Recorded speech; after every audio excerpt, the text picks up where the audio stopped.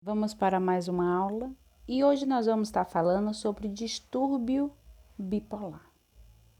O que é?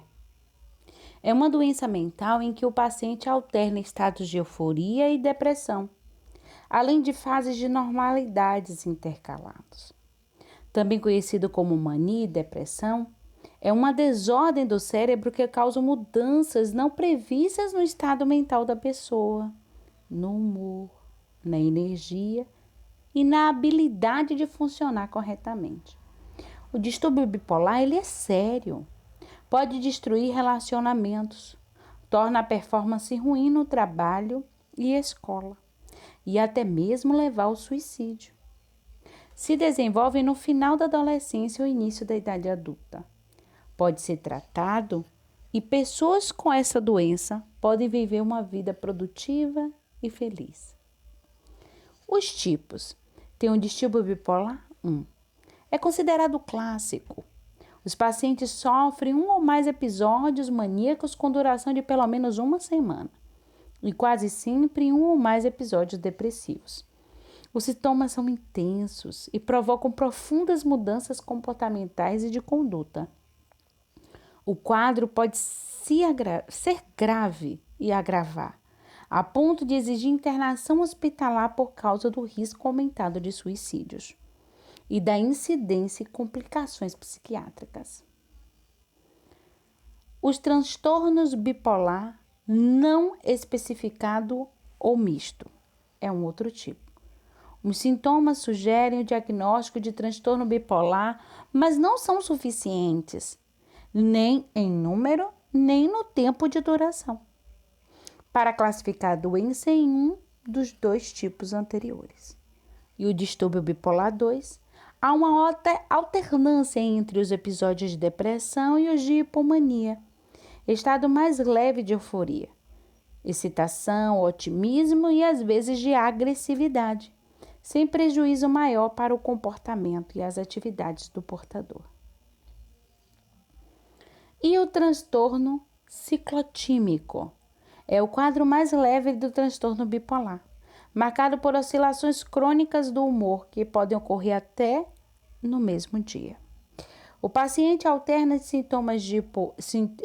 sintomas de hipomania e de depressão leve, que muitas vezes são entendidos como próprios de um temperamento instável ou irresponsável. Quais são os fatores predisponentes? São compostos por teorias biológicas, influências bioquímicas, influências fisiológicas e teorias psicossociais. Biológicas. Estudo de gêmeos. Esses estudos indicaram que se um dos gêmeos apresentar um distúrbio bipolar, o outro tem uma probabilidade quanto a 5 vezes maior de também ter o distúrbio. E os estudos de famílias? Os estudos mostram que se um membro de uma família tem um distúrbio bipolar, então os outros membros têm uma probabilidade de também apresentar o distúrbio bipolar. Influências bioquímicas. As aminas biogênicas. Os primeiros estudos associaram os sintomas de depressão a uma deficiência funcional de norepinefrina e dopamina, e mania a um excesso funcional dessas aminas. O neurotransmissor serotonina parece permanecer baixo em ambos os estudos. E os eletrólitos? Alguns estudos indicaram que a doença bipolar se acompanha de um aumento de sódio e cálcio intracelular.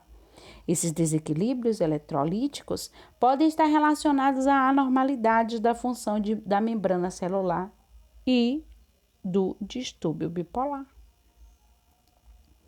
Influências fisiológicas, lesões cerebrais. As sequelas afetivas mais comuns das lesões cerebrais constituem as depressões pós-acidentais. Vascular cerebral, cuja gravidade aumenta quanto mais próxima do polo frontal esquerdo for a lesão. E os efeitos colaterais de medicações. Medicações usadas no tratamento de doenças somáticas foram demonstradas como desencadeadoras de uma resposta maníaca. As mais comuns delas são os esteroides, frequentemente usados no tratamento de doenças crônicas como esclerose múltipla e Les.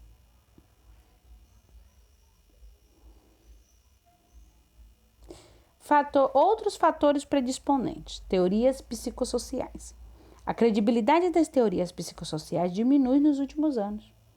Condições como esquizofrenia e distúrbio bipolar estão sendo consideradas por muitos como doenças do cérebro, com etiologia biológica. A etiologia, porém, ainda não foi esclarecida, e é possível que fatores tanto biológicos quanto psicossociais possam ter influência. E as psicanalíticas.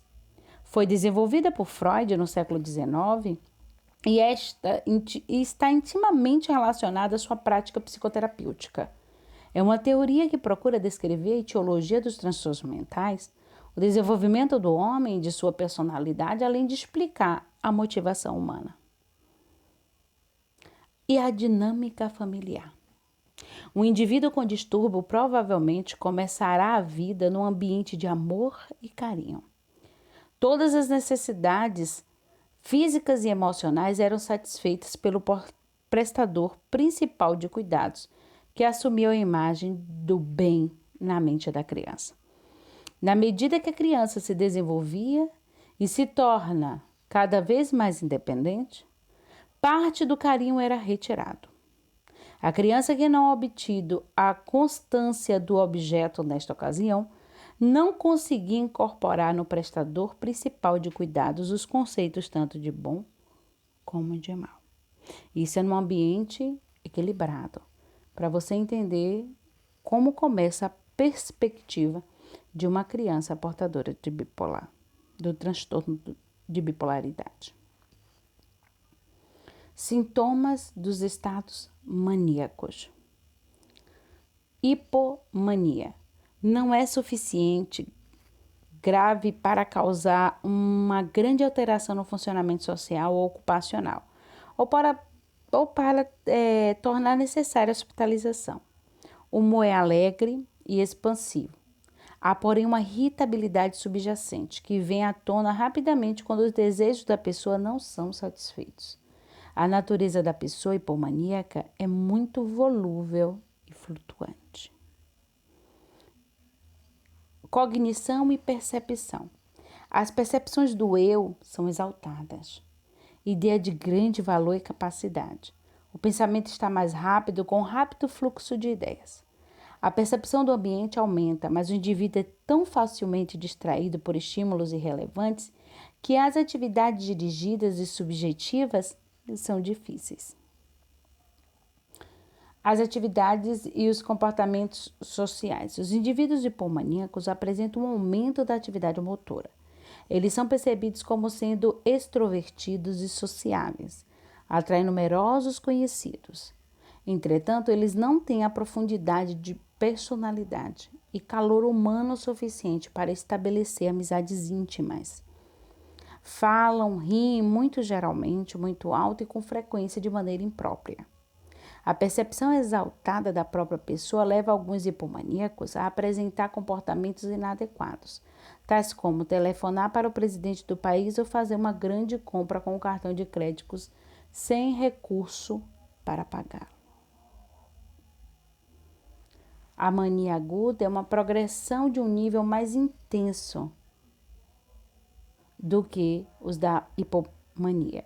Sintomas mais diretos e acentuados e necessitam de internação. O humor é uma euforia e alegria, um barato contínuo, humor sujeito a variações. Atividade de comportamento, interesse sexual aumentado. O indivíduo discreto pode mostrar social e sexualmente desinibido. Gastos excessivos, mania de manipular os outros para satisfazer seus desejos. Muitos dias sem dormir, mas não se cansam. Higiene e aparência descuidadas. Joias e maquiagens em excesso. Cognição e percepção. Se mostram fragmentados e frequentemente psicóticos. O pensamento que antes era rápido passa a ser acelerado e desconexo. Fala desorganizado e incoerente. A distrabilidade é predominante. Delírios, paranoides e de grandeza. Alucinações e ilusões. O estágio 3, a mania delirante, forma grave do distúrbio, grave turbação da consciência e intensificação dos sintomas.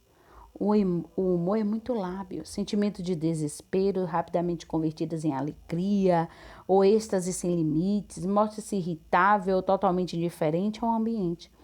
Ansiedade ao nível de pânico. E no estágio 3, a cognição e a percepção. A turvação da consciência, confusão mental, desorientação, às vezes torpor.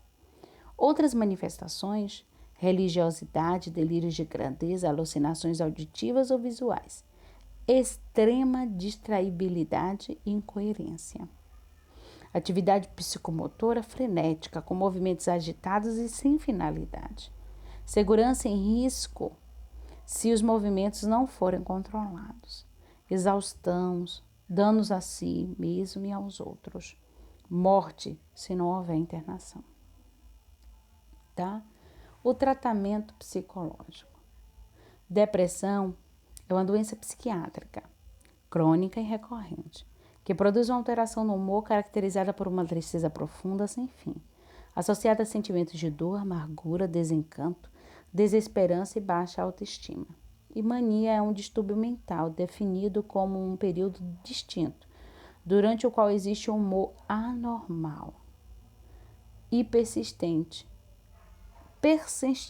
Ele persiste persistentemente elevado, expansivo ou irritável. Então, tem 2 momentos para serem tratados e descobrir em que momento o paciente está. Tá? Então, a psicoterapia individual, a psicoterapia interpessoal de pessoas deprimidas, passa pelas seguintes fases de intervenções. O cliente é avaliado para se determinar a extensão da doença. Então, fornecidas ao indivíduo informações completas quanto à natureza da depressão, padrão dos sintomas, frequência, evolução clínica e tratamento alternativo. Em caso de depressão grave, a psicoterapia interpessoal foi demonstrada como sendo mais eficaz, quando realizada em combinação à medicação antidepressiva. Na fase 2, o tratamento nesta fase focaliza ajudar o cliente a resolver reações apesar das disfuncionalidades. Outras áreas de foco do tratamento podem incluir disputas interpessoais entre o cliente e um ente querido, transições de papel difíceis em diversos ciclos vitais do desenvolvimento e correções de déficits interpessoais, que podem interferir na capacidade do cliente em iniciar ou manter relações interpessoais. A fase 3, durante a fase final da psicoterapia interpessoal, põe-se o fim à aliança terapêutica, com ênfase no reconforto, esclarecimento do estado emocional, melhora da comunicação interpessoal, teste das percepções e desempenho em contextos interpessoal. A psicoterapia interpessoal tem conseguido ajudar pessoas deprimidas a recuperar um melhor funcionamento social. Os clientes maníacos têm sido tradicionalmente candidatos difíceis à psicoterapia. Eles estabelecem com facilidade uma relação terapêutica, pois estão ansiosos por agradar e gratos pelo interesse do terapeuta. A terapia de grupo constitui uma dimensão importante do tratamento multimodal de clientes maníacos ou deprimidos. Alguns grupos têm outros propósitos específicos, como ajudar a monitorar problemas relacionados a medicações, ou ser uma via para a promoção de orientação relativamente ao distúrbio afetivo e seu tratamento. Essa é a terapia em grupo. A terapia familiar. O objetivo final do trabalho com a família dos clientes com distúrbios afetivos é sintetizar os dados disponíveis para formular um plano terapêutico com 2 objetivos chaves: resolução dos sintomas e restauração ou criação de um funcionamento familiar adaptativo. A terapia de família é indicada caso o distúrbio coloque em risco o casamento ou o funcionamento familiar do paciente, ou caso o distúrbio afetivo seja promovido ou mantido pela situação familiar. O indivíduo ele é ensinado a controlar as distorções de pensamento que são consideradas como sendo fator no desenvolvimento e na manutenção dos distúrbios afetivos. Os objetivos gerais da terapia cognitiva são obter o mais rapidamente possível o alívio dos sintomas, ajudar o cliente a identificar padrões disfuncionais de pensamento e comportamento e orientar o cliente quanto às evidências de uma lógica que testem efetivamente a validade do pensamento disfuncional. Aí, os tratamentos orgânicos, que envolvem os psicológicos. Para a depressão, os antidepressivos tricíclicos, os sintomas podem ocorrer somente após 4 semanas do início da terapia com medicação antidepressiva. Alguns exemplos de antidepressivos utilizados é o trazodone, bupropion e o mirtazapina. E para a mania, o carbonato de lítio é a droga de escolha para episódios maníacos agudos, assim como na terapia de manutenção para prevenir episódios maníacos subsequentes ou diminuir sua intensidade. Os efeitos colaterais incluem sonolência, tonteira, cefaleia, boca seca, sede, mal-estar, gastrointestinais e ganho de peso. Tá? E assim nós paramos aqui um pouquinho sobre bipolaridade. Bons estudos e até a próxima.